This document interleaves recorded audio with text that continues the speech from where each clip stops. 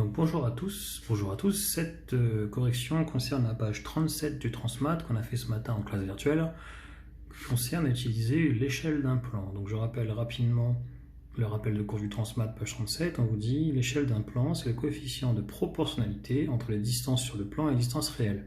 Donc très important, il y a un calcul qu'on vous donne. Pour trouver l'échelle, on fait distance sur le plan sur distance réelle. Et j'ai encadré, très important, ces deux distances doivent être absolument dans la même unité. Si la distance sur le plan est en centimètres, la distance réelle s'exprimera dans un premier temps en centimètres. On pourra ensuite par la suite convertir en kilomètres si on veut, mais en tout cas pour respecter l'échelle, il faut respecter les unités. Donc je vais corriger rapidement l'exercice 1, puis je passerai plus rapidement à l'exercice 4 qui a posé pas mal de soucis, il est plus difficile, et j'essaierai de mettre une correction un peu plus complète que celle que je vais mettre sur Pronote. Bref, exercice 1 très rapidement. Le plan d'une maison est à l'échelle 1 sur 200. Qu'est-ce que ça veut dire? Que pour 1 cm sur le plan, ça représente, je l'ai déjà écrit, 200 cm réels. 200 cm, j'ai respecté les unités. 1 cm sur le plan, 1 cm dans réel, 1 sur 200, 1 2 centièmes, d'accord? Et donc ça veut dire que 200 cm, on peut le convertir. On fait un tableau de conversion à côté si on veut, ou alors on se rappelle comme on a fait dans le cours précédemment. 200 cm, ça fait 2 mètres. Et donc ça nous donne que 1 cm sur le plan, au final, représente 2 mètres dans la réalité. Donc comme c'est proportionnel, maintenant tout marche bien. Par exemple, 1 cm équivaut à 2 mètres dans la réalité, 2 cm va équivaloir à 4 mètres. 10 cm, j'ai fait 1 x 10, donc en bas je fais 2 x 10, 20 mètres, etc. On fait la même chose pour la question B. On vous dit que sur ce plan, le salon est représenté par un rectangle de 3,5 cm sur 2,5. Donc on ne vous dit pas, mais la longueur vaut donc 3,5, la largeur 2,5. Ça, c'est les dimensions sur le plan. Évidemment que le salon ne mesure pas en vrai des centimètres, ça ferait un petit salon quand même. Donc comment on calcule les dimensions réelles? On va utiliser l'échelle. On va commencer par la longueur. Comme on sait que 1 cm correspond à 2 mètres, et bien on va faire le calcul suivant. À combien correspond 3,5? On fait 3,5 x 2 mètres. Et on obtient 7 mètres. Pourquoi je fais ce calcul? Parce que dans la question 1, j'ai trouvé que 1 cm correspond à 2 mètres. Donc 3,5 cm correspondra à 3,5 x 2, 7 mètres. Je fais la même chose pour la longueur. Je pars de 2,5 cm. Je multiplie parce que j'ai trouvé 1 cm correspond à 2 mètres. Donc 2,5 cm correspondra à 2,5 fois 2,5 fois 2 mètres égale 5 mètres. Ce qui nous donne que les dimensions du rectangle du salon, donc les vraies dimensions, vont être 7 mètres de longueur et 5 mètres de largeur. Ce qui paraît beaucoup plus cohérent pour un salon. Ça ferait un salon 7 x 5, 35 mètres carrés. C'est un salon qui est pas mal en fait. Bon.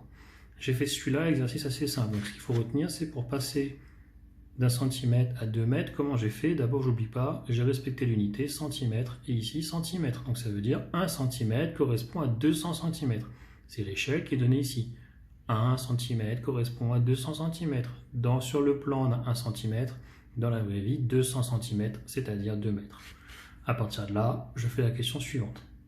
Donc, je vais directement passer à l'exercice 4 qui a posé beaucoup plus de problèmes ce matin. Il est effectivement beaucoup plus difficile.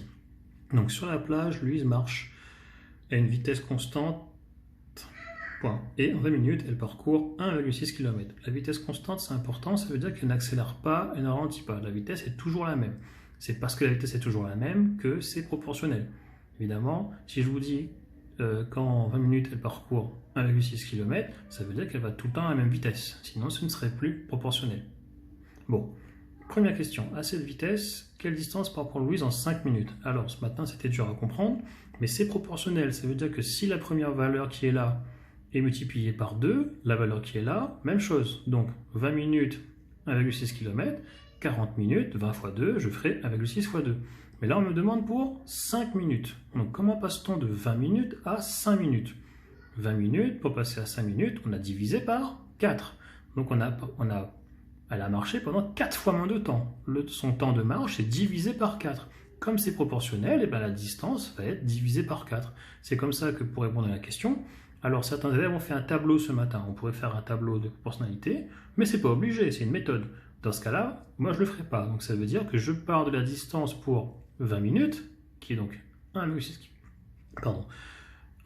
km, et je vais essayer de trouver pour 5 minutes. C'est-à-dire je passe de 20 minutes à 5 minutes en divisant par 4, ce qui me donne le calcul suivant. 1,6 km divisé par 4 égale 0,4 km. Et la phrase réponse est donc en 5 minutes, elle parcourt 0,4 km. Alors il faudra bien retenir cette réponse, ça nous servira pour la question suivante.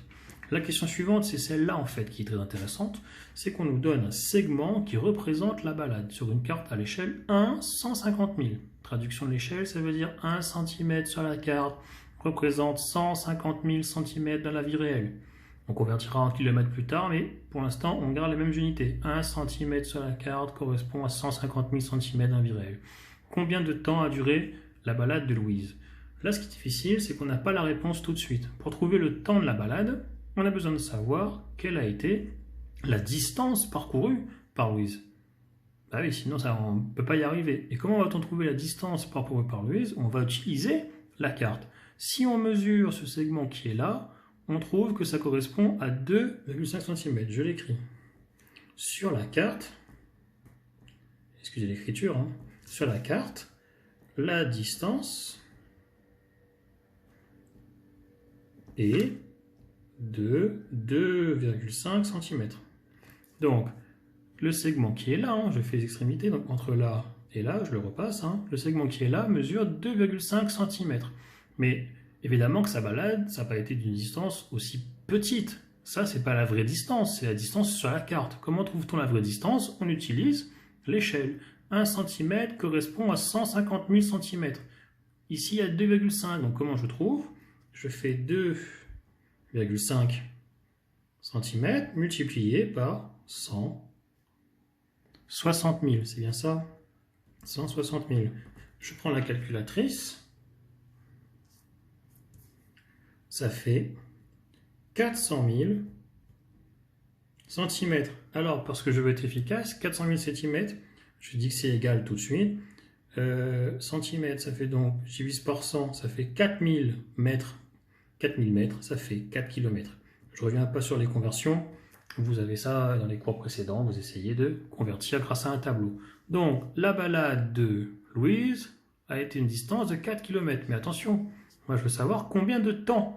Et comment je fais? Je réutilise ce que j'ai vu avant. Qu'est-ce que j'ai vu avant? Que pour une distance de 0,4 km, c'est 5 minutes. Or, qu'est-ce que je constate? C'est proportionnel, donc tous les calculs que je fais, d'un côté marchent de l'autre. Regardez, 0,4 km, 5 minutes. Et moi, j'ai une distance de 4 km. Comment on passe de 4 km? Je fais un schéma. Comment on passe de 0,4 km à 4 km? Eh ben, en multipliant par 10. C'est assez clair, non? 0,4 fois 10, 4 km. Donc, si pour 0,4 km, elle a fait 5 minutes, j'ai multiplié par 10 la distance, je multiplie par 10 le temps. C'est comme ça que j'obtiens. Je pars de 5 minutes, je multiplie par 10 et j'obtiens 50 minutes. Phrase-réponse. La balade a duré 50 minutes. C'était un exercice difficile parce qu'il y avait plusieurs étapes. Mais encore une fois, ça utilise la proportionnalité ici. J'ai divisé par 5 le temps, donc je divise par 4, pardon. Je divisé par 4 le temps, donc je divise par 4 la distance, 0,4 km.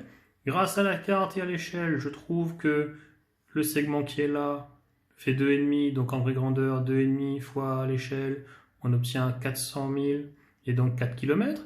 4 km, comme par hasard, c'est 10 fois ça. Donc, si je veux trouver le temps correspondant à 4 km, eh ben, je fais le temps qu'il y avait ici, fois 10, c'est-à-dire 5 minutes fois 10, 50 minutes. La balade a duré 50 minutes. Alors, c'est un exercice pas facile, mais très intéressant. Essayez de le refaire. Ça peut être pas mal de savoir le faire tout seul. Voilà, ainsi s'achève cette vidéo. À bientôt et bon courage pour tout le travail.